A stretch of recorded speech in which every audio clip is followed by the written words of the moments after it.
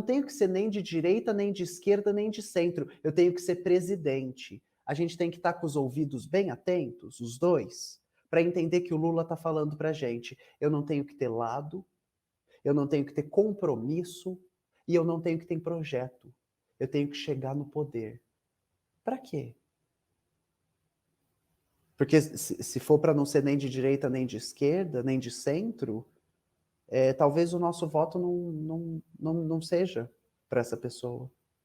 Porque se não é para ter compromisso com a classe trabalhadora, que se não é para revogar os absurdos, e não é, né, gente? Qual que é o vice dele? O Alckmin. 5 anos para trás, o Alckmin estava fechando escola no meu estado. 5 anos para trás, o Alckmin estava dando tiro e batendo na gente, eu sou professora, batendo na gente na rua. A polícia, se a gente se juntasse para manifestar, a gente tomava tiro, bala de borracha, gás de pimenta no olho. O tanto de professoras do Estado que sofreram lesão grave nos olhos, na coluna, nos braços. É gente que quebrou o osso por causa de violência policial. E essa população, ela estava reivindicando o quê? A participação na decisão do orçamento. Não. Essas pessoas estavam reivindicando condições mínimas de trabalho. E aí o Alckmin manda fechar escola, dezena de escola. E os secundaristas vão ocupar as escolas. A gente vai fazer virada de aula para as escolas não estarem desocupadas. Tem escola que vai ser invadida pelo batalhão de choque da PM. E agora ele é o vice do Lula? E agora eu vou pedir para os meus alunos tirarem título de eleitor para votar no Lula? Então, deixa eu voltar para onde eu estou narrando para vocês. Ser verdadeiramente radical é mostrar, acreditar que isso é uma democracia e que o exercício democrático se constitui votando e de que o Lula sendo eleito, o mundo vai... Isso é desespero convincente. Isso é convencer a gente de que o nosso lugar é ficar atolado na merda, com a licença da palavra.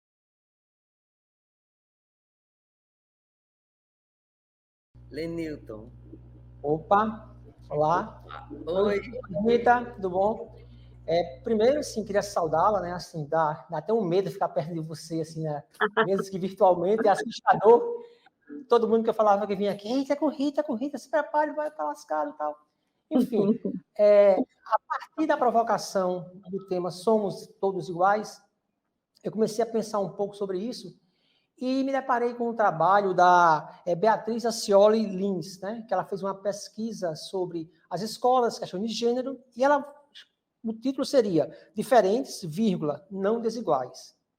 Um pouco mais na frente, a questão da igualdade racial começa a pensar em outros slogans, né? Diferentes, mas não desiguais, e viva a diferença.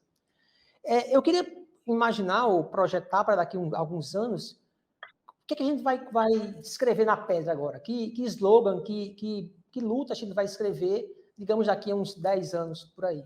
Desmutar o microfone, período muito... não precisa ter medo, tá? A galera faz muita tempestade em copo d'água, né? No final é só uma professora de peruca. Mas eu fico muito agradecida com a pergunta. Eu só preciso entender... porque eu acho que eu me estendi um pouco respondendo a primeira, mas se eu retomo o meu raciocínio... Porque eu não pude concluí-lo, né? Eu ainda estava tentando organizar uma ideia de que a gente precisa, em primeiro lugar, né, antes de focar nas coisas que a gente chama de reformas, pensar em desnudar as nossas estruturas. E aí eu estou falando sobre reforma e estrutura para que a gente seja capaz de fazer um debate que é social. Um debate que pode distinguir o que é um reformismo e o que é revolucionário. É um debate capaz de salientar, olha, isso aqui é como passar massa corrida numa parede. E isso aqui é derrubar essa parede e projetá-la outra vez. Aquelas 4 pilastras que sustentam o sistema e que são, portanto, a estrutura dele, às quais eu me referia, é a produção e venda de mercadorias, a feitura, e aí feitura é uma palavra que eu estou usando aqui, mas que tem um significado muito importante, porque é uma abstração teórica, a feitura de um lucro e a expansão do sistema. Então, esses são os pilares que organizam esse nosso modo de vida.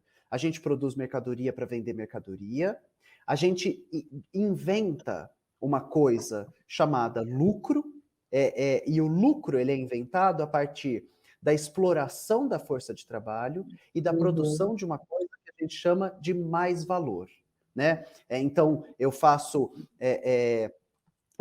com que Cristina produza uma camisa, e depois de Cristina produzir a camisa, ser o trabalho dela ali, ser o talento dela ali, a juventude, a vida, o estudo dela colocado, eu tomo a mercadoria dela, apago uma fração ínfima do valor que o trabalho dela produz. Então, meus anjos e minhas anjas, eu não sei se vocês conseguem ver este pulo do gato. O capitalismo instaura uma transformação na lógica do planeta. Então, quando a gente está no feudalismo, o agricultor produz o seu nabo, a sua berinjela, a sua cenoura, a sua ovelha, e ele dá uma fração do que ele produz ao senhor feudal que o protege. Né? O capitalismo inverte essa ordem. E a partir de agora, quem produz fica com uma fração ínfima do que produziu. E o senhor feudal que nos protege toma tudo de nós. Então, essa feitura de lucro do pilar 2 para o pilar 3 é quando a gente extrai mais-valia da classe trabalhadora. É quando a classe que detém os meios de produzir a vida chupinha e vai nos pagar a fração do que a gente produz. A partir de, então, a expansão desse sistema. De novo, quando a primeira pergunta, e aí eu concluo agora o raciocínio, nos instiga a pensar, olha, de que forma será que a gente pode alcançar, será que a gente vai rumar para esse... A resposta é sempre, vai depender da luta política que nós formos capazes de organizar e realizar. E aí é por isso que na minha pergunta eu estou falando, como está o cenário político? Quem está se apresentando como solução? Como se organizam os outros poderes? Para onde estamos caminhando enquanto civilização? Isso é uma democracia? Quais são os limites dela? Quem participa dela? Quem está às margens? Quem é abjeto? Quem vai ser manejado como detrito, como lixo? E é exatamente a pergunta do Lenilton. É para onde a pergunta do Lenilton me leva. Se a gente pensa que a gente já foi capaz de edificar alguns discursos como somos diferentes, mas devemos lutar contra a desigualdade. Ou que a gente foi capaz de produzir discursos como celebremos a diferença. Eu espero que daqui a 10 anos o nosso slogan, né, e a palavra e a pergunta do Lenilton é muito boa por isso, que o nosso slogan entalhado na pedra seja: o que produz a diferença entre nós? Porque este é o nosso foco de trabalho. É que a gente seja capaz de pensar que a diferença, nesse sentido distintivo, ela é uma abstração. Rita, calma aí. Do que a gente está falando, né? Vamos voltar para a materialidade dos corpos? Os corpos são diferentes. Mas a diferença, ela se apresenta, vamos supor, no campo do real, E assim que ela se apresenta no campo do real, ela vai ser abstraída para o campo do simbólico. Sim, com essa diferença, é o que nos aponta que horas são na nossa sociedade. Então, temos aqui uma diferença. Pepeca e pipi. Mas atenção, a gente não vai distinguir quais tipos de pipi?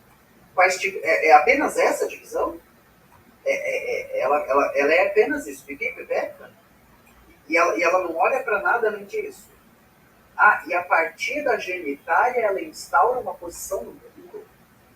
E a partir da genitália ela nos prescreve quais comportamentos, brinquedos, ocupações, acessos a gente vai poder ter.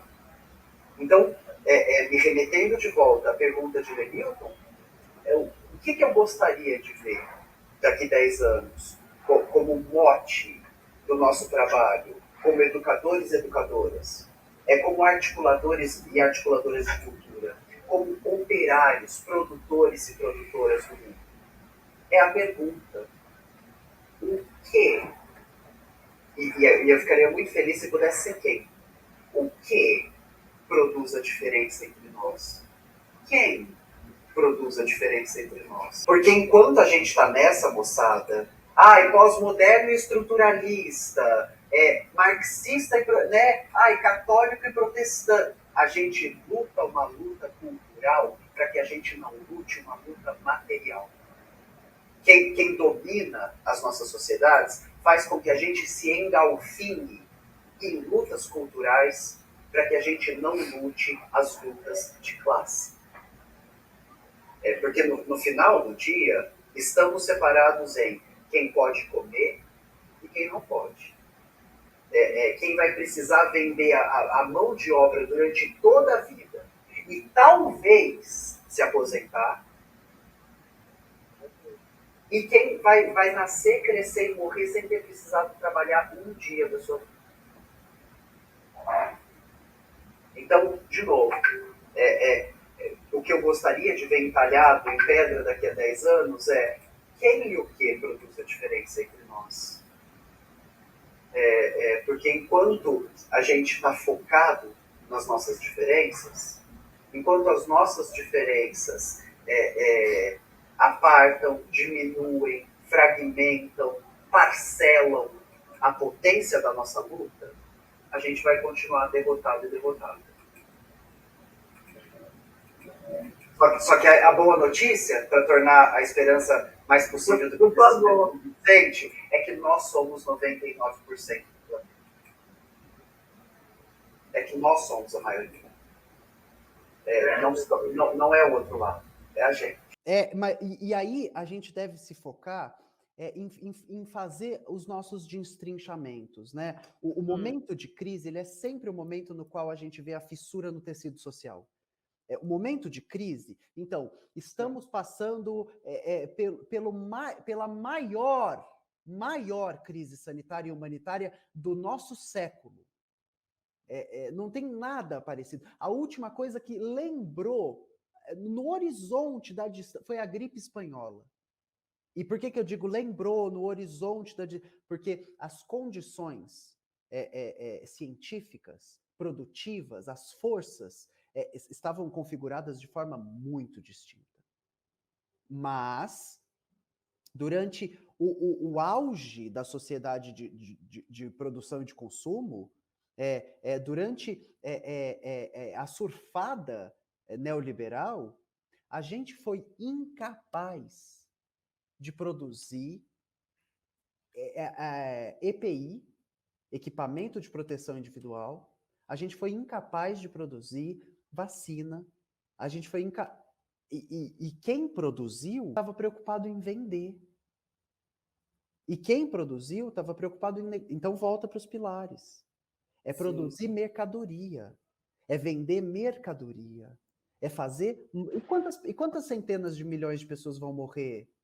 E enquanto isso, moçada, o exército brasileiro, às claras, com seus 15 milhões de reais gastos em leite condensado, dezenas de milhões de reais gastos em picanha, camarão, lagosta, Viagra, prótese peniana, botox, enquanto mais de 500 mil de brasileiros morreu, enquanto a pobreza cresce, enquanto metade da população brasileira voltou a cozinhar com lenha, o Estado brasileiro gasta rios de dinheiro no privilégio de quem nos mata. O orçamento, o contingencial das Forças Armadas Brasileiras é o 10º do planeta. Qual foi a última guerra que a gente participou? A nossa guerra é todo dia, meus anjos. A nossa guerra é a guerra civil que mata preto, pobre e periférico. Em 4 anos sem guerra no Brasil, morrem mais pessoas do que 4 anos em guerra na Síria. O nome do que a gente vive aqui é guerra híbrida. O nome do que a gente vive aqui é essa guerra de menor intensidade, que é um termo que a escola militar francesa da extrema-direita desenvolve para falar sobre a sua atuação durante o neoliberalismo. Que é passar com o trator em cima da classe operária, que se organizar em luta. É diabólica. Ela consegue fazer uma política de noite, fazer política de noite e com saber acadêmico. Isso eu já nunca vi. Ela conseguir esse canal. Não é só saber falar, não é só isso. Eu não sei o que é. Eu queria estudar, Rita, porque ela é um fenômeno político, não há dúvida nenhuma, porque você transforma, Rita. A sua fala, ela tem tantos componentes afetivos, sensuais, uma consistência, como disse a Numa. A gente sente a consistência, então a gente ouve pela consistência. E você fez um mix aí que é único. Eu nunca vi uma política igual a que você faz, que é misturando, é um mix novo. É uma coisa de intervenção ininterrupta. E eu fico babando, realmente babando. Inclusive, esse layout, como é que diz? Meu Deus, me esqueci, drag. Esse layout, tudo isso faz parte da mesma coisa. E é um layout drag de senhorinha, não é um layout drag performático. Então, isso tudo vai chamando a gente. Quando a gente vê, a gente está mudando o mundo junto com você. É inacreditável. Alguém tem que sentar e estudar você. Que elementos são esses que você usa para fazer política? São muitos, não é só escolarzinho, não. Tem muito mais. E me diz uma coisa, que horas que você estuda? Eu queria saber. Porque você estuda, obviamente, porque eu estou sabendo quando você fala em qualquer coisa que você fale, eu estou vendo que saiu de um livro específico, são muitos. E que horas que você dá conta disso, meu Deus? Como é que você constrói esse ativismo? E depois eu tenho uma segunda pergunta que eu já emendo, que eu queria saber, porque realmente a gente vive em caixinha, né? Sim. Pepia, perereca e as suas caixinhas correspondentes. Essas caixinhas me parece que não tem como não derreter. Depois que deu já um primeiro impulso, elas vão derreter, talvez mais devagar, talvez mais depressa. Mas como será esse derretimento dessas opções de gênero, dessas opções sexuais, em relação à luta de classe, em relação ao como é que a gente linka essas duas coisas? Porque que vai acontecer, vai. Talvez mais devagar, se o outro for reeleito, então. Já tem o Arthur no BBB, eu já fiquei assustada. Mas, enfim, eu queria saber isso.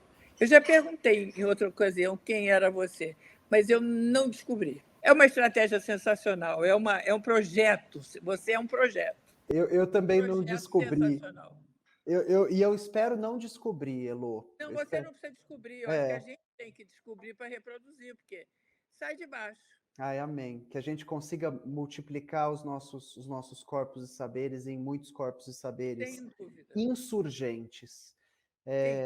Eu vou tentar, Elô, primeiro dizer que é uma alegria estar aqui e que quando a Numa diz que a gente tem um parentesco, talvez Eu fiquei feliz.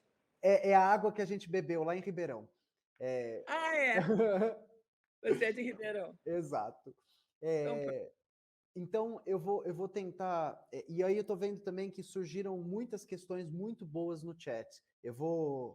Talvez a gente consegue. Eu vou começar pela Elo, e aí, conforme a gente for respondendo a Elo, a gente volta para o chat também. Eu vou tentar essa pergunta, né? Como é que você estuda? Meus anjos e minhas anjas, resposta número 1, não tem mistério. Como é que eu estudo? Com privilégio. Então, qual que é o primeiro privilégio? Eu nasci em Ribeirão Preto. Vamos começar a destrinchar. O que é Ribeirão Preto? Ribeirão Preto é um feudo dentro do estado de São Paulo, que foi chamado nos anos 90 de a Califórnia brasileira. Ribeirão Preto chegou a ter uma das 5 rendas per capita maiores do país, né? E não é uma capital. Então, da onde vem tanto dinheiro? Do agronegócio, da exploração da terra, da venda de commodity. Eu estive num lugar, eu cresci num lugar que me forneceu privilégio atrás de privilégio. Eu sou lida como uma pessoa branca, eu vim de uma família que me possibilitou estudar. Quando não me possibilitava de estudar, eu consegui bolsa. Eu estudei em escolas maravilhosas, de escolas maravilhosas eu fui para universidades públicas maravilhosas, mas eu começo a trabalhar, começo a dar aula aos 14 anos de idade, e aí não tem mistério. Eu sou uma operária da cultura. Então, quando a Elo fala, eu estou vendo você responder, e eu sei até no livro que você está indo. No nosso último encontro das mulheres das quebradas, a gente foi fazendo um bate-bola, eu e Elo, falando, esse conceito eu estou indo buscar na Joan Scott, esse conceito eu estou indo buscar na Gayle Rubin, esse conceito eu estou indo buscar na Bell Hooks, e aí não tem mistério. Né? Toda vez que alguém me fala, Rita, quantas horas tem seu... Gente, eu sou professora desde os 14 anos de idade. Que eu lecionava aos 14? Língua e literatura inglesa. Comecei a dar aula na cultura inglesa em Ribeirão Preto. E de lá para cá, o que eu faço? Eu leio, estudo e preparo aula. Mais nada. Eu fiz isso enquanto eu estava na Unirio, me formando como atriz. E aí o leque vai abrindo. Porque eu estou saindo da língua e da literatura inglesa, vale contar para vocês, lá em Ribeirão Preto, eu estudei num colégio que oferecia aula de manhã e conteúdo complementar à tarde, ou aula à tarde, conteúdo complementar de manhã. Eu, desde que estava... 10 anos, a gente está na minha época era terceira série, 7 na primeira, 8 na segunda, 9 na terceira, 10 para a quarta. A partir da quinta série, quando lá na escola que eu estudava, você trocava de prédio, eu nunca mais não estive na escola. Então, eu estudava de manhã e estava lá à tarde, eu estudava à tarde e estava lá de manhã. E eu fiz tudo de técnica paralela que me foi oferecida. Eu fiz teatro, ginástica, eu fiz judô, eu fiz balé, eu fiz música, eu fiz... E aí, quando você mudava de prédio de novo para o ensino médio, eu fiz história da arte. Então, eu sempre tive esse desespero por estudar. E aí, que horas eu estudo? Mais ou menos o dia todo, né? Se eu for mostrar para vocês, é porque eu acabei de mudar para uma casa que ainda estou pendurando as coisas no teto, na parede. Essa é a minha mesa da casa. Não sei se dá para ver por causa da janela que ainda não tem cortina, mas a mesa só tem livro, é só livro. Porque eu estou preparando aula sem parar. Hoje, para estar aqui com vocês, eu estava preparando coisa, né? Essas nossas ocupações, esses nossos encontros, essas nossas formações são o meu trabalho. É a coisa mais séria que tem no mundo para mim. Porque eu sei que uma pergunta bem feita pode ser combustível para um corpo se mover o resto da vida. A Judith Butler, que é talvez hoje uma das filósofas vivas mais importantes que a gente tem, e já estou rumando para a segunda pergunta da Elo, para pensar gênero e sexualidade. A Butler durante muito tempo, quase os anos 90 inteiros, uma década, ela se move por causa de uma pergunta. Uma vez ela está numa universidade e ela fica sabendo que um aluno da universidade ele foi, pelos colegas, ejetado, lançado para fora do prédio, no terceiro andar, de uma varanda. Ele foi jogado para fora do prédio. Ele caiu e ele vai ficar entre a vida e a morte num hospital. A primeira coisa que ela quer saber é o que aconteceu. E assim que ela é informada do que aconteceu, que o menino que foi lançado para fora do prédio era uma bichona, bichérrima, que estava rebolando quando foi jogado para fora do prédio pelos seus colegas, desperta nela uma indagação. O que é isso que a gente está vendo nos anos 90, chamado um problema de gênero? Só que a Butler, ela não tira essa questão da axila dela, o que é um problema de gênero. Ela está vindo através de uma trajetória filosófica e de uma experiência concreta da realidade. A Butler é uma filósofa norte-americana, uma sapatão, que acabou, anos 90, acabou de ver o giro mortal da AIDS. Aqui no Brasil, a gente vai ver isso acontecer. Lá nos Estados Unidos, na Inglaterra, na França, o que é o giro mortal da AIDS? É que os nossos deixaram de existir porque o Estado não nos reconhecia como seres humanos. Essa postura insurgente filosófica que começa no trabalho do Foucault. O Foucault é um filósofo francês que vai falecer no final dos 80, início dos 90, vai falecer de HIV e AIDS. E esses corpos que vão sendo ceifados, que estão morrendo, Nova York chega a reverter uma das ilhas que fica em volta, chega a reverter uma dessas ilhas para um cemitério a céu aberto, um lugar para jogar corpos contaminados com o vírus, né? Que ninguém sabia como era transmitido, ninguém sabia se tinha cura, ninguém sabia se tinha tratamento, e até hoje a gente segue sem saber. Mas não existe, né, tratamento para vírus. O corona é um. Né? Quanto tempo a gente demorou para desenvolver uma vacina para coronavírus? E HIV e AIDS não... tá. Por que será? E aí eu espero que vocês estejam se respondendo as perguntas que eu estou fazendo aqui. Né? É porque a gente vive numa sociedade organizada em 4 pilares. A gente produz mercadoria, a gente não produz bem de vida. E aí a mercadoria, vacina de HIV e AIDS, vai ser vendida para quem? Quem vai ter interesse em comprar? É uma maioria ou uma minoria? Ela tem poder aquisitivo? Ou é essa gente preta, pobre, travesti, que pode morrer de quilo, que a gente não liga? Que é até bom, né? Porque para de disputar família. É até bom, porque para de demandar direito. É até bom, porque elimina uma contradição sistêmica. E aí eu estou caminhando para a nossa segunda questão. Então, na primeira questão, como eu posso estudar e que horas eu estudo? Eu posso estudar porque eu venho de um estou tentando falar background em português. Eu venho de um histórico de privilégio, e que esse histórico de privilégio me desperta um ódio de classe. E que esse histórico de privilégio, de perceber que, por que eu estou tendo acesso e todo mundo não está?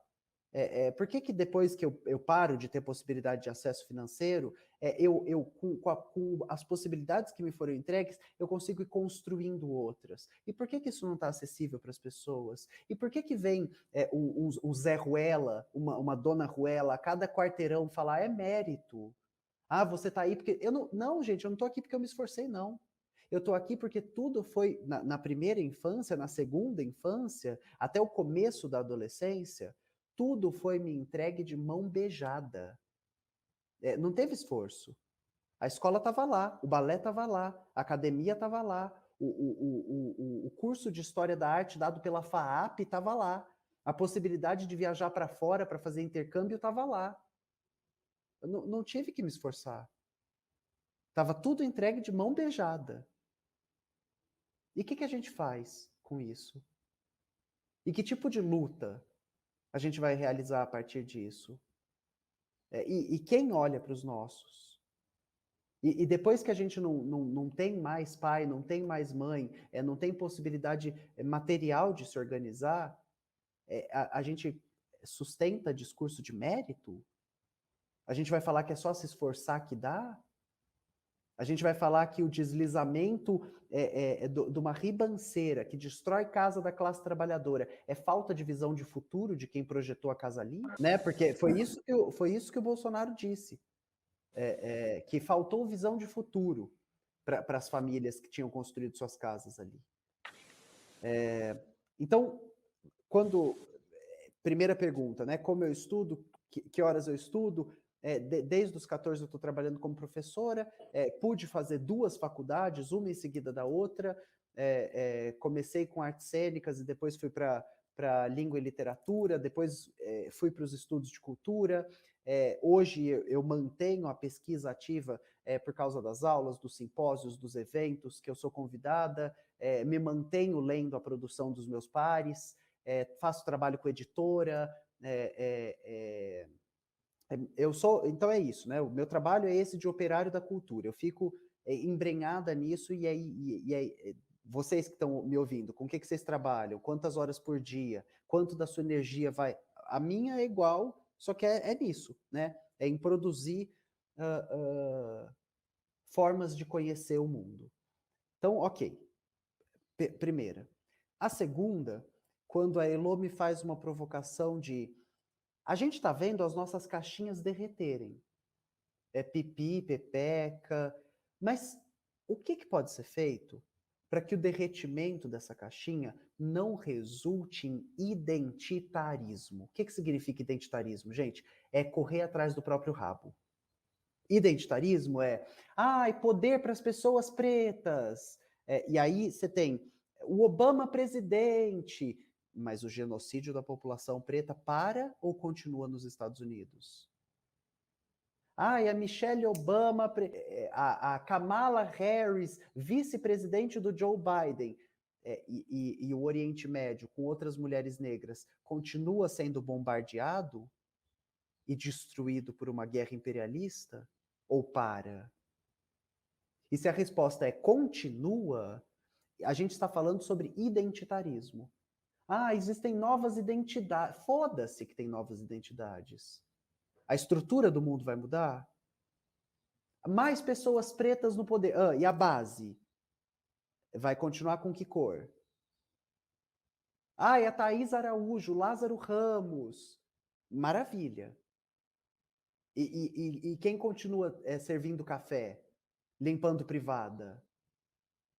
Na estrutura hierárquica das empresas? Quem continua tendo acesso à universidade? Olhem para os corpos docentes das realidades de vocês. Como está distribuído homem e mulher no corpo docente? Na área de filosofia, quais cátedras pertencem a mulheres? Na área de engenharia, quantos corpos de mulher tem lá dentro? Na área de enfermagem, quem está lecionando o curso é homem ou mulher? E quem está fazendo o curso? Quem forma e quem executa a mão de obra? Vamos além. Quantas pessoas negras deram aula para você em nível superior? E quantas pessoas negras estavam sentados e sentadas ao seu lado? Nas cadeiras da universidade? E quantas pessoas negras estavam limpando a universidade? Então, não tem mistério. A pergunta da Elô, a gente está vendo a caixinha derreter. Mas como a gente faz para que o derretimento da caixinha não resulte em uma corrida para morder o próprio rabo? É entender que a pergunta que eu tentei provocar vocês do Lennington lá atrás é tentar entender que o nosso horizonte é entender o que produz a diferença entre nós. como essa diferença é produzida e manejada. Quem gera, mas quem gere o nosso sofrimento? Porque o que gera o nosso sofrimento a gente consegue nomear, mas quem o gere? Quem faz a gestão desse sofrimento? Como ele é gerado, a gente sabe. Como ele é gerido? E aí, de novo, é entender que o sofrimento da mulher, para usar uma palavra chique, né? Ele não é ontológico. Dona Rita, calma, não sei, não faço a mínima ideia do que é ontologia. Ontologia é um campo da filosofia, é uma disciplina filosófica, que estuda a existência do ser, é que pensa a existência das coisas, não apenas do ser. E aí a ontologia é o campo do existe, do né? Então, quando a gente pensa o que eu estou falando aqui, raça, gênero, classe, não são categorias ontológicas. Não existe síndrome de Gabriela. Eu nasci assim, eu cresci assim, você sempre assim, Gabriela. Não, você está. E o Karl Marx já está falando isso no capítulo 5 do Capital. Wage, Labor and Capital, né?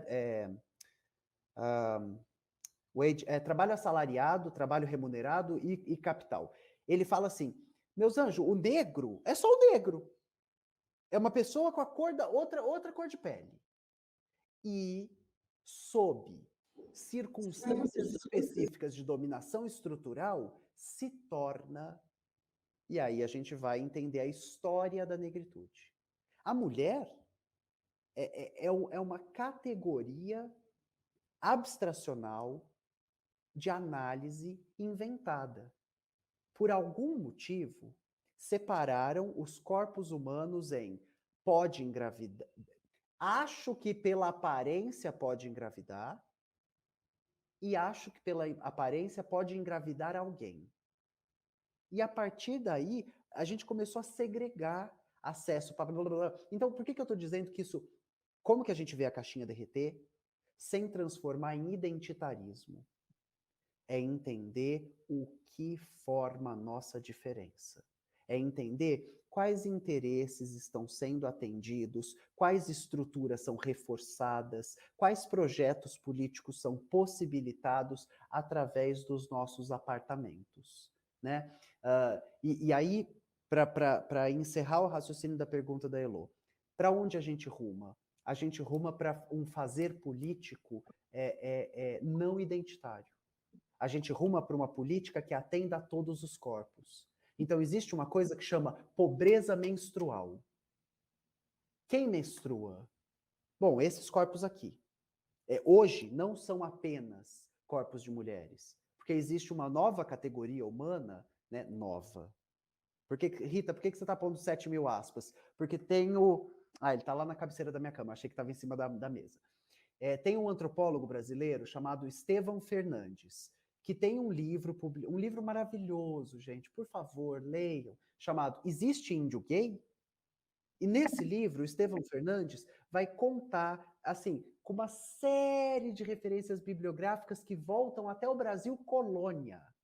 Vai contar a história do gênero no Brasil. E aí, deixa a tia Rita contar para vocês. Homem e mulher é invenção de português que veio para cá. As populações que estavam aqui não se separavam apenas em homem e mulher. As populações que estavam aqui tinham outras categorias. Pipi gera homem. Isso não existe. O Darcy Ribeiro, que foi ministro da Educação, um dos intelectuais mais importantes que essa jossa desse país produziu, o Darcy Ribeiro, quando vai analisar um povo específico, vai falar dos Kudina. Kudina é uma palavra dentro desse povo indígena para um tipo de ser humano que tinha o seu gênero definido pelo corte de cabelo que recebia dos pais. Então, vê se você está me escutando. A gente sai da maternidade com um rótulo, menino, menina. A gente sai do cartório de registros com um rótulo, masculino, feminino. Essa população indígena, que o Darcy Ribeiro está estudando nos anos 90, não entende que A genitália produz o papel no mundo, mas o corte de cabelo. Então, se a família cortasse o cabelo da criança assim ou assada, essa criança se tornaria, ocuparia uma função social assim ou assado. Rita, por que você está falando isso?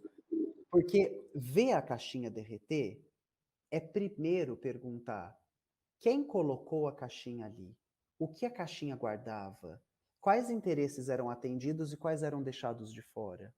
E vê-la derreter e ter no horizonte que ela não está derretendo para ficar mais colorida, né?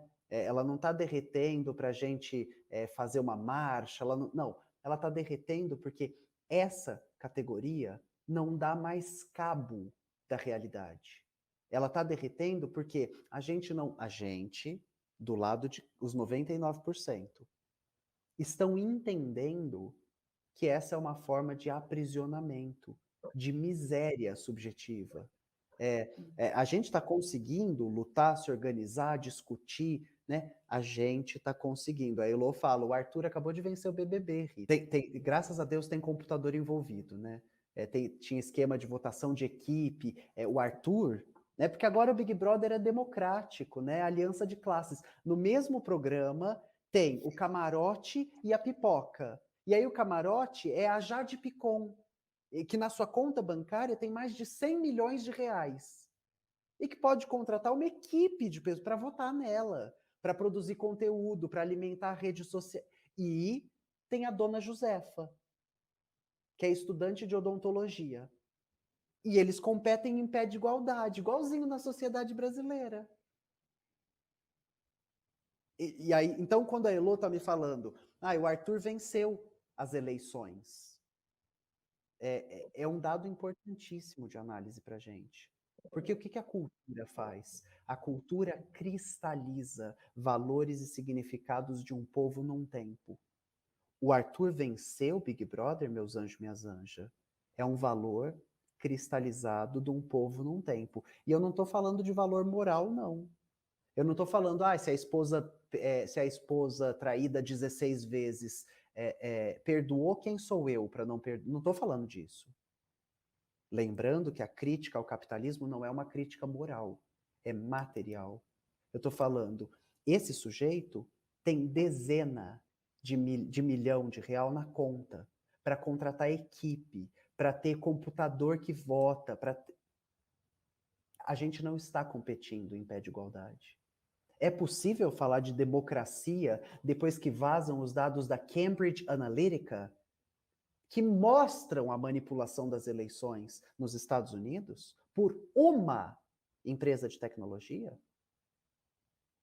É possível falar em democracia quando as nossas narrativas são controladas? Para quem chega ao nosso discurso? É controlado pela rede social? É possível falar em democracia quando o Twitter, uma das maiores redes sociais do planeta, acabou de ser comprada pelo homem mais rico do mundo por uma quantia de dinheiro que dava para acabar com a fome do planeta 6 vezes? É possível falar em democracia? E o meu sonho era que vocês saíssem daqui mais dispostos a falar sobre revolta e menos dispostos a falar sobre democracia. Porque democracia é o nome que a classe que nos domina inventou para maquiar o sistema que nos oprime do berço até a cova. E aí, só para poder dar uma resposta final para a provocação pergunta da Elô.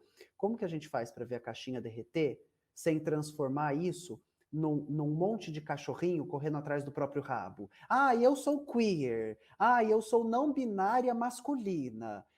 Eu sou trans não binária heterodoxa. Como que a gente faz para não ir para esse lugar? A gente coloca os 2 pés na materialidade. Tem que se dizer diferente mesmo, não é? E é dialético. Sim. Isso só está podendo ser dito de forma diferente porque tem pessoas diferentes podendo dizer, né? Qual que é a importância de uma universidade das quebradas? É que escuta e fala sejam organizadas. Então, meus anjos e minhas anjas que estão aqui me ouvindo, toda vez que você ouvir alguém falando, vamos dar voz, os 2 pés atrás. Ninguém dá voz a ninguém, todo mundo tem voz. A gente, 1, dá ouvido, 2, dá possibilidade de falar, né? Qual que é a importância de que isso aqui aconteça? É que a gente organize as nossas falas e escutas, é que a gente organize a nossa revolta, é que a gente organize o sentido político do nosso encontro, né? É que a gente saia daqui sabendo, ó para onde dá. Então, só para voltar para Numa. Numa, eu acho que elas se retroalimentam, né? É uma coisa que o fato de que agora a Rita, a existência da Rita, ela era impossível há X anos atrás. Por que a Rita existe? A Rita existe por causa da democratização de acesso ao debate público em rede social. Se eu dependesse de uma TV para ter aparecido, a TV ia restringir sobre o que eu podia ou não falar. Se eu dependesse de uma rádio para ter aparecido, a rádio ia escolher sobre o que eu poderia ou não falar. E aí, meus anjos e minhas anjas, eu dou conta de arrumar briga com os meus amigos marxistas do PCB? Você acha que eu não ia dar conta de arrumar briga com a TV hegemônica, com a rádio hegemônica? Eu já arrumo, eles me chamam lá, e aí, de tudo que eu falo, 20 minutos vai para o ar, 5 minutos vai para o ar, o resto corta. Eu já sou censurada à torto e à direita, quando não sou eu que organizo. O nosso papel principal é conseguir aprender e ensinar, ouvir e comunicar o que há de político nas nossas reivindicações gênero-sexuais. Por que um grupo foi chamado de mulher? Por que esse grupo não está feliz com a sua categoria? Por que a gente fala, o Lacan vai falar sobre inexistência da mulher? Por que a teoria psicanalítica, durante o século 20 e 21, vai trabalhar sobre a subversão da identidade feminina? Por que em Problemas de Gênero, no capítulo 1, a Judith Butler está perguntando, o sujeito do feminismo é a mulher? Ou o sujeito do feminismo é todo mundo que quer se ver livre da opressão patriarcal? Então, tentando te respondê-lo, o nosso horizonte a caixinha vai derreter. E o que a gente precisa fazer é se perguntar se a gente está interessado em construir novas caixinhas. Se perguntar como a gente vai lidar com a diferença? A gente vai lidar com a diferença eliminando-a? A gente vai lidar com a diferença apagando-a? A gente vai lidar como a gente vai lidar com a diferença? O que fazer, como a gente vai lidar com a diferença daqui para frente é ótimo. Eu vou sentar e estudar. Maravilha. Eu acho que e aí eu estou falando nesses termos porque eu estou provocando a Numa, né? São termos profundamente psicanalíticos. Como é que a gente vai lidar com a diferença?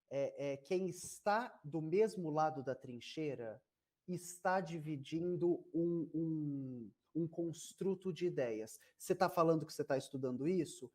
Faz, sei lá, 2 meses que eu estou voltando praticamente em todas as aulas, encontros que eu faço, eu estou voltando para a dialética senhor-escravo hegeliana. Porque eu tenho um monte de amigo estudioso de Hegel que está me provocando a voltar para esse lugar. Qual é esse momento da consciência que estranha a si? Qual é esse momento da projeção do grande outro?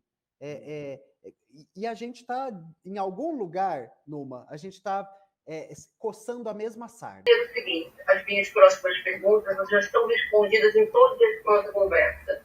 E o principal que eu queria deixar registrado aqui, que eu sei que o tempo está curto, é que eu me encontrei quando você falou da esperançosa radical e do desespero convivente.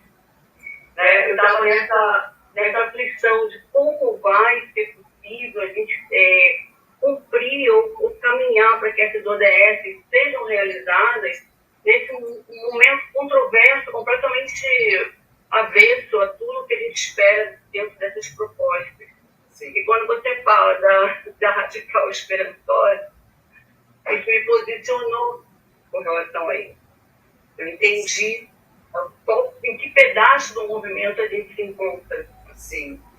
E eu te diria, Cristina, que existe um trabalho fabuloso é o trabalho, entre muitos parênteses, póstumo, do Raymond Williams. Ele falece em 88 e no ano de ele era talvez o ponto de referência da nova esquerda britânica. E quando ele falece, é um golpe que a nova esquerda não esperava tomar. Porque esse homem, ele organizava o debate que estava sendo feito de esquerda na Inglaterra. E aí, quando ele morre, imediatamente, no mesmo ano, é publicado um livro chamado Os Recursos da Esperança, que é um compilado, são, se eu não me engano, 14 ensaios, que ele produziu ao longo da vida, sem chamá-los exatamente assim, como recursos de esperança, mas são sobre a organização radical da nossa classe. E ele, né, um desses artigos se chama, é de 1975, se chama Você é marxista, não é? Com ponto de interrogação. Tem PDF na internet, é muito fácil de achar. Acho que o livro todo já tem PDF na internet. Aqui no Brasil ele foi publicado pela editora da Unesp. E nesse ensaio, você é marxista, não é? O Raymond Williams, ele fala sobre... E aí eu estou te dando essa resposta, Cristina, porque eu sei do que você está falando que você encontrou. Mas o Raymond, ele formaliza, ele diz assim, a tarefa de qualquer movimento socialista bem-sucedido dependerá dos fatos e da organização, tanto quanto do sentimento e da imaginação. E aí ele fala, eu não estou falando de sentimento e imaginação no sentido trivial, o lado emocional das coisas, porque isso é uma perda de tempo, imaginar o futuro, isso não serve para nada. Eu estou falando sobre organizar um movimento de luta que seja capaz de aprender e ensinar quais são as ligações que existem, estrutura econômica e social. Então, o que a economia capitalista gera do tecido social? Entre a nossa instituição educacional e cultural. 5 ministros da educação, como está a cultura desse país? Como está a cultura desse país, 5 ministros da educação? Pior índice no desempenho de matemática e português da história. Como está a cultura desse país? Quais são os produtos de cultura sendo produzidos? Como estão as leis de captação e fomento? Ele termina falando, e o mais importante que é entender como se organizam, quais são as ligações existentes entre a nossa possibilidade de organização e, ele fala, né, de sentimento e organização, que são as nossas primeiras ferramentas na luta política. Né? Ninguém luta ao lado de quem não ama. Por que o padre Júlio Lancelotti está conseguindo peitar? E é isso, por que o padre Júlio Lancelotti consegue peitar a maior construtora do país? Por que o padre Júlio Lancelotti consegue peitar a maior seguradora do país? Porque quem está me ouvindo, eu não sei de que cidade vocês são.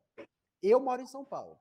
A Porto Seguro, a seguradora, ela comprou o Campos Elíseos, o bairro inteiro é dela. Todos os tudo, é tudo. E a Porto Seguro, magicamente, vai aparecendo com algumas ligações com Arthur Duval, que chamava o padre Júlio Lancelotti de cafetão, o mesmo Arthur Duval que foi para a Ucrânia fazer turismo de prostituição com as mulheres refugiadas ucranianas. Então, o cafetão da miséria não era o padre, né?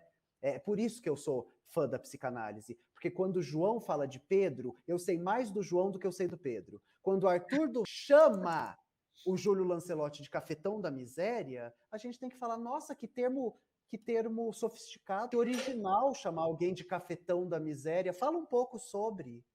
E aí, 1 ano depois, é revelado num áudio que ele, que chamava o padre de cafetão da miséria, estava indo para a Ucrânia falar que as mulheres lá são fáceis porque são muito pobres. O cafetão da miséria era ele. Então, né, Newton, você quer...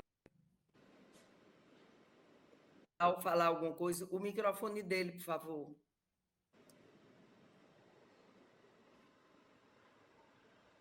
Tá sem microfone. Está sem microfone. Não sou eu que ativo. Pronto, me ouve agora? Alguém me ouve? Eu estou ouvindo.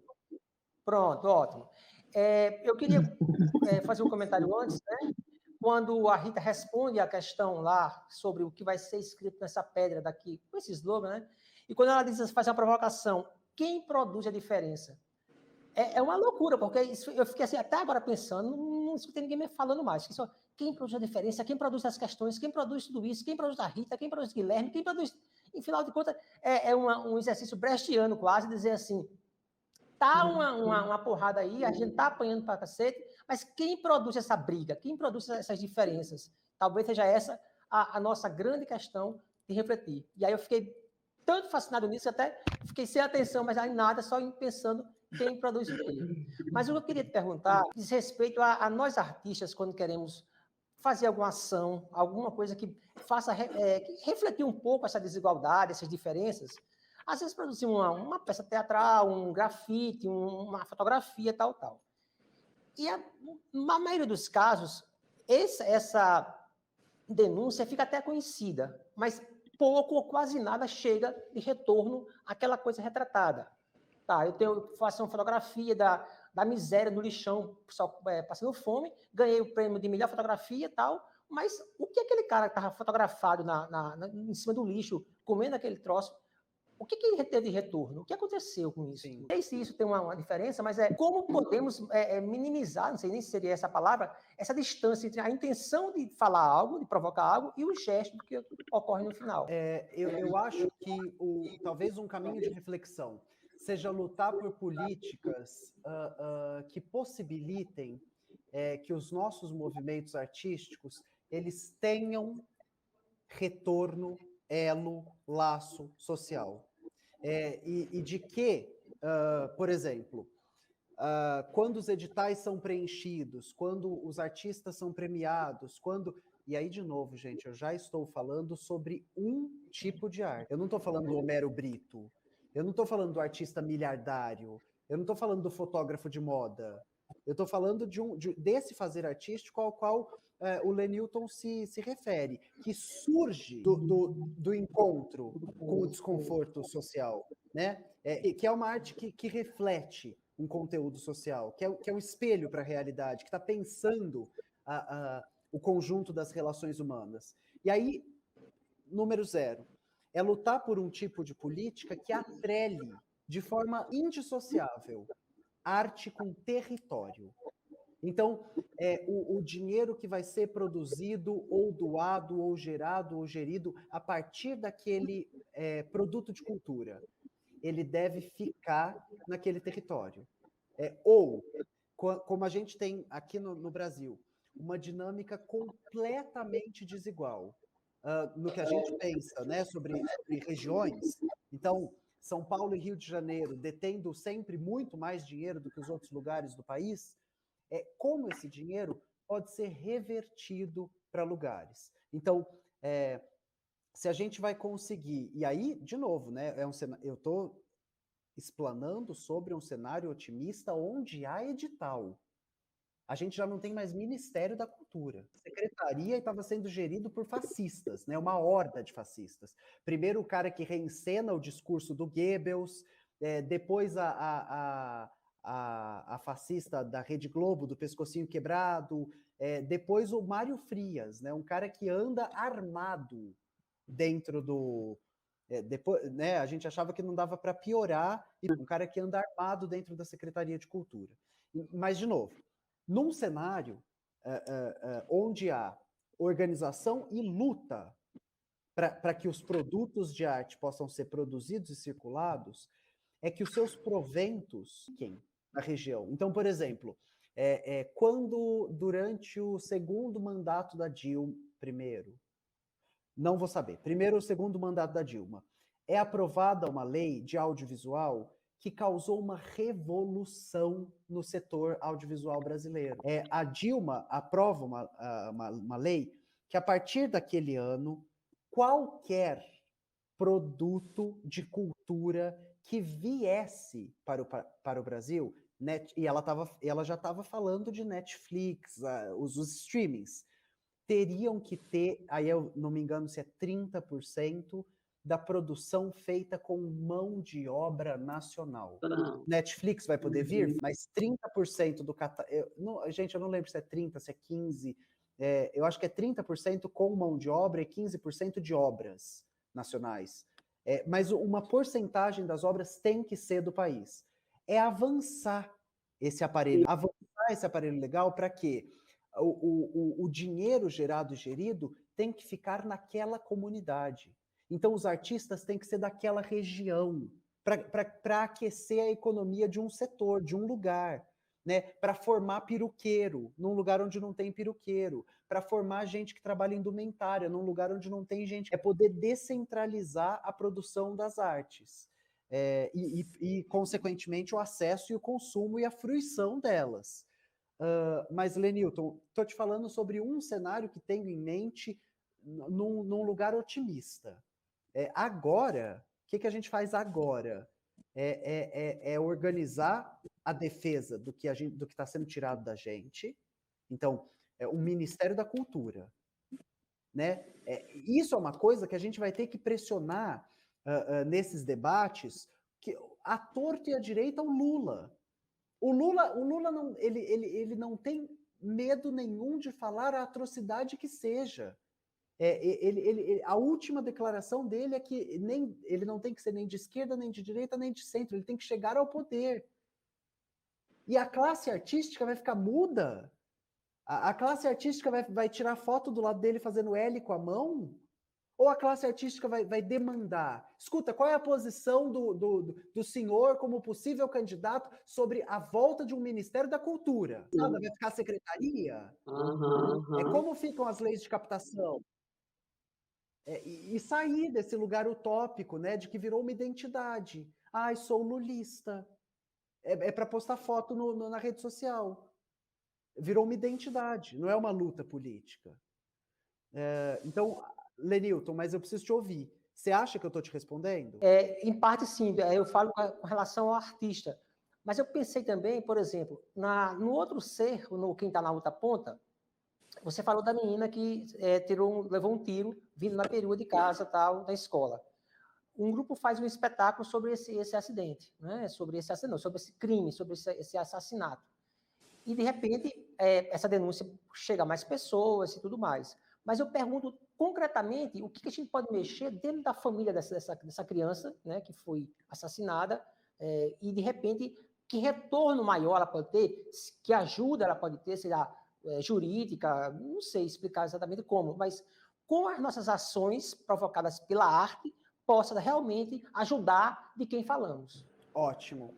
Eu vou pegar esse cenário e vou fazer um exercício mental sobre ele, um exercício de si. Eu fico imaginando que, número 1, esse espetáculo teria que ser encenado na comunidade onde a Ágata foi assassinada. Número 2, a equipe de profissionais tem que vir dessa comunidade.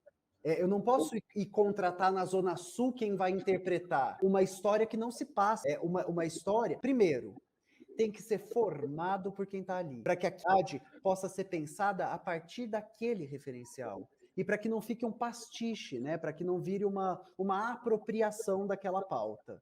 Em segundo lugar, ainda o exercício mental. A gente tem que conseguir uma política que lute pela construção de um novo teatro ali. A gente tem que lutar por uma política que possibilite que esse espetáculo, depois de encenado ali, ganhe uma residência permanente, ou que rode a cidade. E essas ações, assistência jurídica, elas vão saindo um pouco do nosso campo, e aí elas vão ficando institucionais. Seria um ministério pensando, Lenilton, que existe uma potência da arte que está em outro lugar. Quando Foucault fala sobre a possibilidade de narrar a si, entender que quando o teatro começa na Grécia Antiga, ele tem uma propriedade médica. A catarse é um tratamento público, social daquela população. E que aquela população possa se ver representada e que aquela população seja tocada de forma sensível por um conteúdo que é a vida dela diária, pode gerar afetos e efeitos que são difíceis de prescrever, que são difíceis acho que de imaginar, né, de dizer eles vão nessa direção, mas é lutar pela possibilidade da formação sensível de uma população, de que não seja mais um assassinato e de que a gente possa fazer uma fratura em alguma coisa e falar, não, isso é um ponto de inflexão, a gente precisa se reunir, a gente precisa ver isso, a gente precisa discutir, isso é muito sério para que seja mais um dia qualquer. Hoje é o dia que o Brasil parou, hoje é um dia que marcou a história dessa comunidade, né? É uma rua que vai ser nomeada, é uma luta que vai ser erguida, o que vai ser feito e aí, de novo, a arte tem essa possibilidade de criar esse espaço de escuta e intervenção. E aí eu não sei o que vai ser produzido a partir desse espetáculo em quem assiste o espetáculo, mas quem assiste o espetáculo tendo vivido aquilo, sendo participante daquilo, não sai alheio ao que está sendo apresentado. Então, e de novo, Lene, então, eu acho que em algum lugar eu estou te falando muito sobre aonde estão localizados os aparelhos de cultura de uma sociedade, centro-periferia. Porque o fato de não ter teatro nesse bairro, o fato de não ter escola de teatro nesse bairro, o fato de não ter formação de profissional de arte nesse bairro, resulta na impossibilidade deste bairro se representar. E aí, só para amarrar, Medida Provisória acaba de estrear nos cinemas. A equipe é negra, o elenco é negro, e foi a primeira vez na minha vida que a sala de cinema era negra. Eu era minoria branca na sala de cinema. Existe alguma coisa potente sendo produzida aqui. Para qual lado ela vai, é arriscado demais e eu tenho bagagem de menos para dizer. O que eu posso dizer eu detesto o efeito político que a obra produz. Medida Provisória produz um efeito político perigosíssimo, de conciliação de classe. Mas essas pessoas estarem na sala de cinema, se verem representadas, saberem que aquela história é delas, que a ancestralidade que está sendo comentada é a delas, isso é maravilhoso. E de certa forma, é disruptivo em um sentido. Qual é esse sentido? Eu não tenho a capacidade de te dizer. Agora, para as nossas despedidas, considerações finais. Ai, gente, queria pedir desculpa que eu não consegui responder as perguntas do chat, mas eu não quero monopolizar o tempo da vida de vocês, gente. Não, imagina, assim, nós queremos te as ouvir. Lembre. É legal. Lembre daquilo, você disse, eu falo para quem quer ouvir, nós queremos te ouvir. Eu vou tentar passar rapidamente pelas questões. Então, aqui embaixo, Rafael falou, Rita, é possível uma revolução de esquerda sem o uso de ferramenta da classe opressora? Rafael, eu não sei o que você... Ferramenta da classe opressora. Eu acho que é impossível fazer essa revolução sem a tomada do aparelho repressor. O que é o aparelho repressor? Arma.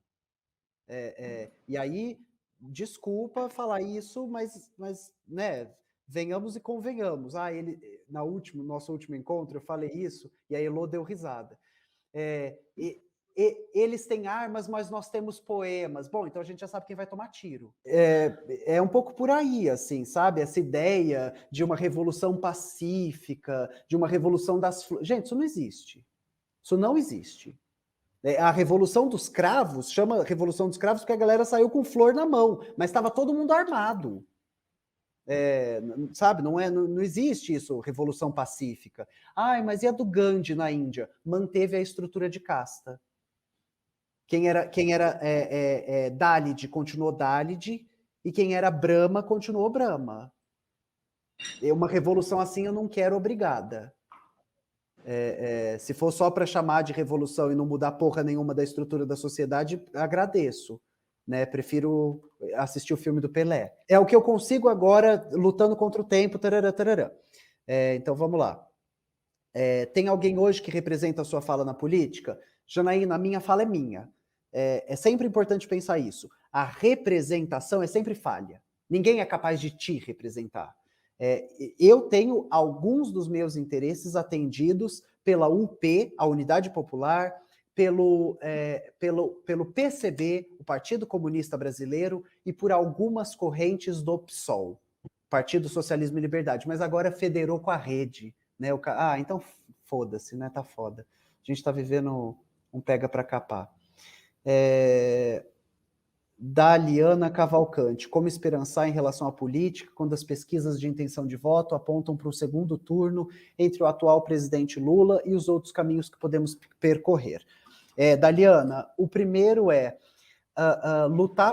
lutar no hoje. Então, no hoje, o que tem para fazer? Você precisa saber que o Glauber Braga vai sair candidato pelo PSOL. Você precisa saber que a Sofia Manzano vai sair candidata pelo PCB, você precisa saber que tem a Vera do PSTU, você precisa saber que tem o Carlos da UP. Então é saber que esses nomes só não estão na mídia hegemônica. Ah, jura? Por que será? Mas eles existem e eles estão se organizando. Então, a minha resposta vai ser, como intelectual que tem penetração pública, falar para as pessoas organizarem a sua revolta no primeiro turno. É fazer com que o Lula, que acredita que vai ter 45% entre os nossos, não tenha nenhum voto. Nenhum voto. Porque ele não pode, depois de tudo que aquela merda daquele partido que ele faz parte passou, repetir o mesmo erro. A aliança de classe que resulta no golpe contra Dilma, com o Michel Temer, agora é a aliança de classe que vai resultar num golpe com o Alckmin. Então, assim, é chamar o povo de estúpido, é chamar o povo de imbecil, é me manter durante 5 anos chamando o Alckmin de fascista. Meus amigos professor, que constrói o PT, que é militante de base do PT, que ia na periferia chamar o Alckmin de fascista, agora vai na periferia pedir voto pro Alckmin? Como é que é? Então é isso, é organizar a nossa revolta em primeiro turno e em segundo turno organizar a nossa revolta em demanda, né? É fazer com que as nossas pautas e lutas e demandas sejam escutadas. Né, com que a gente não possa ser gerido na gestão do menos pior. É o que tem para hoje. O pêndulo está muito à direita, então movamos ele um pouco ao centro. Não é isso que a gente quer. E é fazer com que a nossa revolta seja ouvida. E aí ela só é ouvida quando ela é organizada. Gente, deixa eu ler a pergunta do Hélio Cunha, porque é uma pergunta que apareceu várias vezes. Rita, é um prazer estar te ouvindo. Eu faço mestrado em estudos de mídia aqui na UFRN e no centro da minha pesquisa, eu tenho você e o seu... Fico muito feliz, Hélio. Ainda falando dessa luta constante, você acredita que o seu canal é um instrumento de implodir de dentro para fora os sistemas dominantes, inclusive os de mídia, já que ele está numa plataforma hegemônica, né, o YouTube? Então, primeira pergunta, e ele continua. Produções como as suas e de seus pares são os novos mecanismos de educomunicação ativista e pode-se considerar um trabalho de base? Hélio, é uma excelente pergunta. Eu terei de destrinchá-la para respondê-la. Número 1. O meu canal de comunicação e educação, o meu projeto, é uma implosão? Não. Para te responder, eu te dou como exemplo a Nara Leão. Eu te dou como exemplo o Show Opinião, que foi organizado por uma intelectualidade artística carioca. O Augusto Boal dirigiu essa merda. O Oduvaldo Viana Filho estava escrevendo letra. Quem era intelectual de esquerda estava envolvido no projeto. O Zequete, estava todo mundo ali. E aí a Nara Leão, lá para as tantas, do teatro lotado, de quinta a domingo, sessão extra, ela fala pra gente, ela fala pra galera, cansei, tá? Enfia aí o Show Opinião no cu, eu tô saindo. Mas Nara, por quê? Ela fala, porque isso aqui virou consumo. A gente achou que a gente estava organizando, comunicando, a gente virou um produto de consumo, a gente virou um produto de cultura para a classe média carioca. Eu estou indo embora. E aí a Betânia entra no lugar dela. Por que eu estou escolhendo te responder assim? Porque, Hélio, o que eu faço qualquer artista, tá? O que qualquer artista faz é cocô. Então, você come, digere e caga. Depois que você cagou, você não fica lá, o meu cocô, que bonitinho. É como as pessoas vão lidar com o que você produz. Então, voltando para a primeira parte da sua pergunta, o meu canal é um instrumento? Não sei. Não sei para que vão usar. Aqui está uma chave de fenda. Se você quiser usar ela para enfiar no cu, qual que é a minha responsabilidade? Eu estou dando a chave de fenda e falando, isso é uma chave de fenda, ela serve para apertar o negócio. Mas se a pessoa quer usar para comer macarronada... Você entende o que eu estou te falando, Hélio? Então, segundo ponto da sua pergunta. Deixa eu voltar lá. E aí só para você saber, mas ele desrompe a plataforma. Não, meu anjo, não. Eu continuo sendo uma fudida de uma artista mal paga. O YouTube continua me pagando centavo de dólar para cada 1 milhão de visualização. Não tá rompendo porra nenhuma. Eu continuo sendo mão de obra super explorada dentro daquele lixo daquela plataforma. E aí, como resposta, você precisa ler o capítulo 4... Desculpa, não sei se é o 4. O Mark Fisher, Realismo Capitalista. Ele está traduzido pela Autonomia Literária no Brasil. Ele tem um capítulo chamado Conseguimos Todo Mundo para uma Revolução. E agora? Esse capítulo responde a sua pergunta. E aí eu vou continuar. A produção minha é a dos meus pares. É um novo mecanismo? Sim. No sentido de que não tinha YouTube há 20 anos. Pode ser considerado trabalho de base? Não, meu anjo. Quem que assiste YouTube no Brasil? É a base que está? Não. Quem que tem acesso à internet no Brasil? Quem que tem boa rede? Quem que tem computador, celular, tablet, Wi-Fi, paga internet? Não. Trabalho de base com a classe média? Não. Trabalho de base tem mais a ver com a organização de ir para os lugares. A tentativa... Para que serve meu canal? E aí, te falando como autora. Para que serve meu canal? É um arsenal gratuito de armas da crítica. É isso. O meu canal é uma tenda numa praça. Mas essa praça está no centro da cidade. Essa praça não está na periferia. Que eu vou distribuindo o que eu tenho de armamento para distribuir. Enquanto eu estiver viva, enquanto minha cabeça funcionar. E aí eu vou falando, lê isso aqui, vai atrás disso aqui, ó, tem essa ferramenta, usa isso aqui, vai ler isso aqui, compara com aquilo lá. E aí é um arsenal gratuito de armas da crítica. Se a população vai usar arma para dar tiro no pé ou para organizar a revolução, eu não consigo te dizer nem me responsabilizar. Eu estou tentando falar para a galera. Mas se a galera vai ouvir ou se não, a gente não sabe.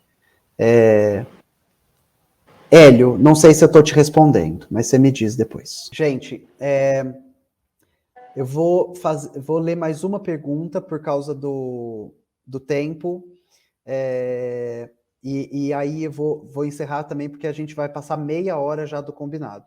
Então, o Beethoven perguntou, como fazer música e política?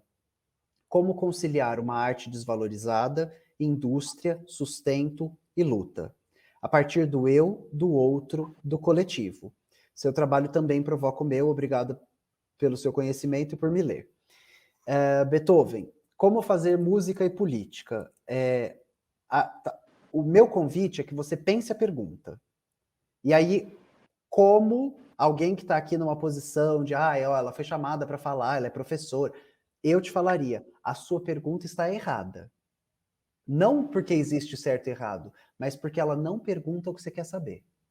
Volta para ela. Como fazer música e política? Meu anjo, o que a Jovem Guarda estava fazendo?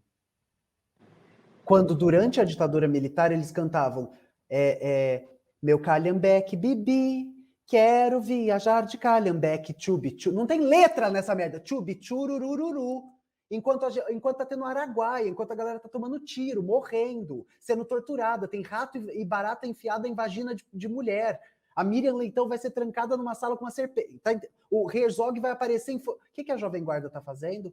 Ah, ele é o bom, é o bom, é o bom. Meu carro é vermelho, não uso espelho para mim. Como que faz música e política? Meu anjo, é só o que se faz. Talvez a pergunta é, como que o nosso lado faz música e política?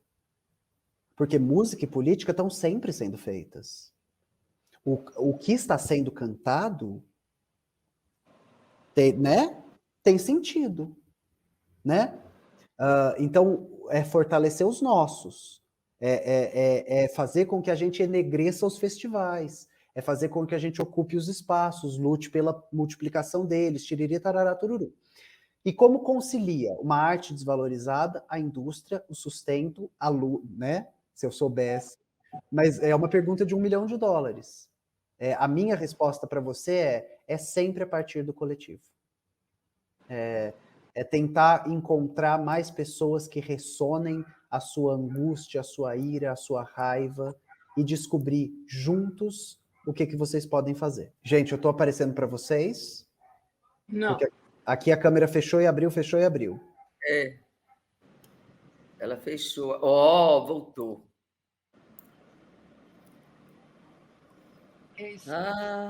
Rita, desculpa, sou eu mexendo aqui e eu não tenho prática nesse. Sara. Richard. O Richard quem é o CEO da plataforma. Aí, às vezes, eu bato aqui e modifico. Tá? Mas não tem problema, a gente está aprendendo e está fazendo o melhor que a gente pode fazer com o que a gente tem nesse momento. Não tem problema nenhum. Tá ótimo, obrigada. Consegui ver o Juan, consegui ver a Janaína. Isso. Fernanda Cavalcante apareceu para mim. Juan tá fazendo tchauzinho, tchauzinho, Juan. Thaís tá fazendo tchauzinho, tchauzinho, Thaís. Janaína também. É isso, gente. A gratidão, a alegria de poder ver vocês. Lembrando que a gente conseguiu X pessoas na sala. Se todo mundo que sair daqui falar com mais alguém, a gente consegue 2X, tá? Oba! E aí a gente multiplica. Vamos sim, trabalhando, né? Muito obrigada, Rita. Lenilton, Hari, Heloísa, Jussara, Teodora. Obrigada. Eu que agradeço a vocês todos por acreditarem, né, que o Que Potiguar poderia ser feito aqui no Rio Grande do Norte. Aqui tem muitos artistas e a gente está precisando de conhecimento, das trocas de saberes, né, principalmente dos ODS, que eu acho que é uma importância imensa, porque como artistas, nós somos chamados para fazer os eventos, mas ninguém entende como foi construído a proposta da Agenda 2030. Então, isso é uma coisa que vem me incomodando e foi por isso que eu fiz essa proposta para a coordenação tanto da UFRN quanto da UFRJ, para a gente criar esse tema desse ano. Tá? Muito obrigada a vocês todos. E vamos lá. E muito obrigada ao Richard, por sinal, também que está aqui presente. Ele é o CEO da plataforma. Eu quero só agradecer vocês, dizer que é muito bom estar na companhia de vocês, trocar com vocês, agradecer a todo mundo que falou. A gente, né, teve o problema com o microfone da Cristina no final, agradecer a Cristina, agradecer a Lenilton, as nossas queridas professora Heloísa, professora Numa, foi um prazer estar com vocês aqui, a todo mundo que esteve aqui com a gente até 35 minutos depois, galera da organização, enfim, isso é um coletivo, né? Tem algum motivo que faz a gente ficar aqui ouvindo, falando, e se vocês saírem diferentes do que entraram, meu papel se cumpriu como educadora. Se vocês saírem... tem um poeta irlandês, que é o Yeats, e ele, W.B. Yeats, e ele fala, ele retoma Plutarco para falar que educar não é encher um recipiente, mas é acender uma tocha. E aí eu espero que vocês não saiam daqui preenchidos, mas incendiados. E aí, se isso aconteceu, meu papel como arte educadora se cumpriu. Eu espero que a gente se veja em outras oportunidades, e é isso, né? Quem sabe um dia a gente não vira todo mundo ministro da cultura.